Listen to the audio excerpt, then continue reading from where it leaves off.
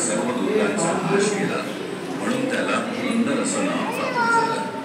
या सर्वाचा एक प्रदंड गड जणू वज्रासहित पुण्यापासून बाकीच्या अंतरावर ताट आणि त्याचा जोड किल्ला वज्रगड महामने बिदरशाही आदिलशाही असा प्रवास करत ऑक्टोबर 1656 मध्ये हा दुर्ग आदिलशाही किल्लेदार निळकंठराव यांचा मुलगा निळवजी याच्याकडून महाराजांनी मिळवला. तेव्हा फतेह खान स्वराज्यावर चालून आला. स्वराज्यावरचं पहिलं मोठं आक्रमण पुरंदरगडानं आपल्या रुंद छातीवर झेललं आणि परतवून लावलं. महाराजांना मोठा विजय मिळाला. या विजयापाठोपाठ काही महिन्यातच पुरंदरनं स्वराज्याला अजून एक गोड बातमी दिली.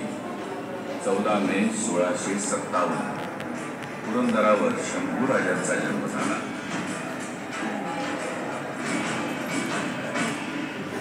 1665 मध्ये महाराजांवर चालून आलेल्या मिर्झा राजा जयसिंग आणि दिलेर खान यांनी पुरंदरचं महत्व जाणून किल्ल्याला वेढा दिला. 31 मार्च 1665 पुरंदरचा वेढा सुरू झाला.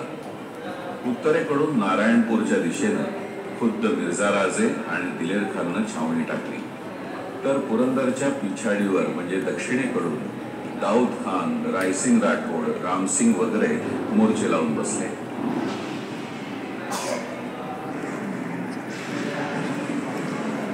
दोन्ही बाजूनी तोफा आग उठू लागल्या.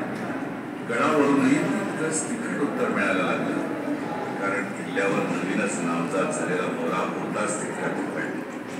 मुरार बाजी देशपांडे जावळी स्वारीत महाराजांना लाभलेला एक हिरा.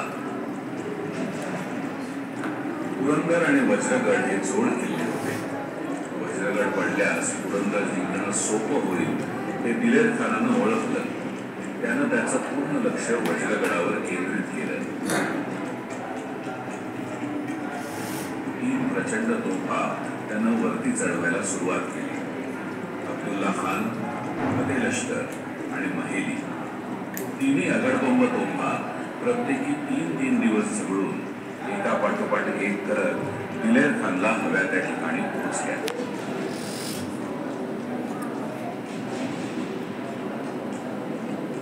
तोफ गोळ्यांनी वज्रगड भाजला जाऊ लागला. 13 दिवस जीवावर उदार होऊन वज्रगड लढला आणि अखेर तटबंदी कोसळली. वज्रगड पडला आणि पुरंदरच्या गळ्याला फास पडला. दोन्ही किल्ल्यातील भैरवखिंड आणि शेजारची माची मुघलांकडे गेली. तरी नंतरचा 1.5 महिना पुरंदर दात-ओठ खाऊन भांडत होता. मिर्झा राजांनी भैरवखिंडीत धमधमे उभारून पुरंदरच्या सफेद बुरुजावर तोफांचा मारा सुरू केला. सफेद बुरुजाला तडे जाऊ लागले. मराठ्यांचा दारुगोळा दुर्दैवानं याच भागात होता आणि एके दिवशी अपघातानं त्या दारुगोळ्यानं पेट घेतला आणि 80 मराठे त्या प्रचंड स्फोटात मारले गेले.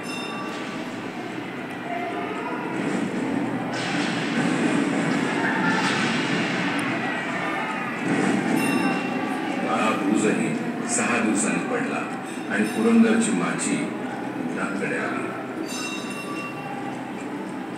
आज जिव्हारी लागलेला घाव मुरारबाजींना सहन झाला नाही. त्याने शिवकांडवा करायचं निश्चित केलं. खालून दिलेर खान देखील 5000चं सैन्य घेऊन एल्गार करायला पुढे सरकला. बाले किल्ल्यावरून 700 मराठी उतरले. प्रचंड लढाई सुरू झाली. काळ भैरव पुढे सरकत यावा तसे मुरारबाजी पुढे पुढे सरकत होते. कस खाऊन मागे हटू लागले. त्यांचा तो अतुलनीय पराक्रम बघून दिलेर खाननं त्यांना हाक मारून थांबवलं आणि मुघलांना येऊन मिळाल्यास मोठं बक्षीस मिळेल असं सांगितलं. मुरारबाजी पराक्रमीचे संतापले. अरे मी शिवाजी राजाचा शिपाई, तुझा तोल घेतो की काय? दिलेले मुरारबाजी आता दिलेर खानच्या दिशेने सरकू लागले. अखेर दिलेर खाननं स्वतः बाणानं मुरारबाजीच्या गंभीरचा भेद घेतला. मुरारबाजी पडले. मराठ्यांनी माघार घेतली. ते शौर्य पाहून खुद्द दिलेर खानची बोटं तुटतात गेली. कैसा सिपाही खुदाने पैदा किया. मुरारबाजी पडल्यावरही तब्बल महिनाभर पुरंदर लढत राहिला. दोन्हीकडील प्रचंड आयुष्यभर काम करू लागले. अखेर नाईलाजानं महाराजांनी मिर्झा राजांशी तह केला. 23 किल्ले आणि 4 लाख होमांचा बुडूक महाराजांना बादशाह द्यावा लागला.